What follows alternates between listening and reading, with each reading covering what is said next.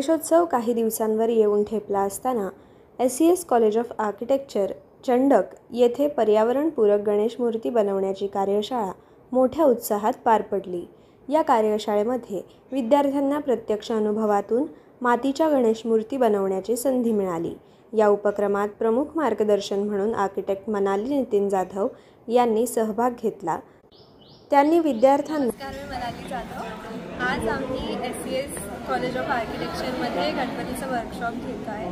तर आजच्या या इको फ्रेंडली गणपतीच्या कार्यशाळेसाठी किमान 60 मुलांनी सहभाग घेतला होता आणि सगळ्यांनीच खूप सुंदर आणि सुरेख गणपती बनवले।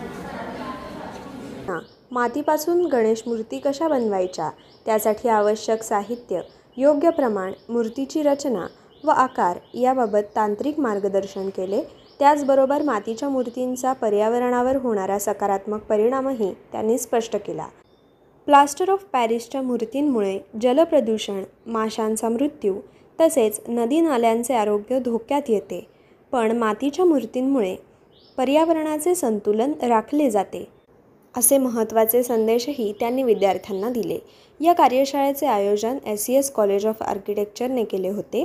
या उपक्रमाला कॉलेजचे प्राचार्य आर्किटेक्ट पंकज उपाध्ये सर यांचे मार्गदर्शन लाभले।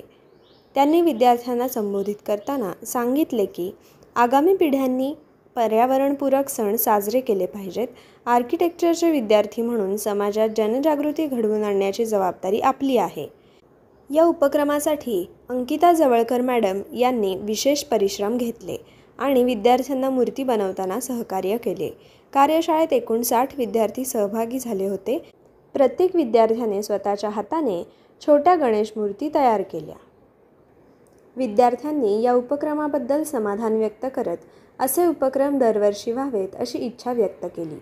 या कार्यशाळेमुळे विद्यार्थी वर्गामध्ये पर्यावरण संवर्धनाबाबत जागरूकता वाढली असून प्लास्टर ऑफ पॅरिसऐवजी मातीच्या गणेश मूर्तींचा पर्याय स्वीकारण्याचा निर्धार त्यांनी व्यक्त केला।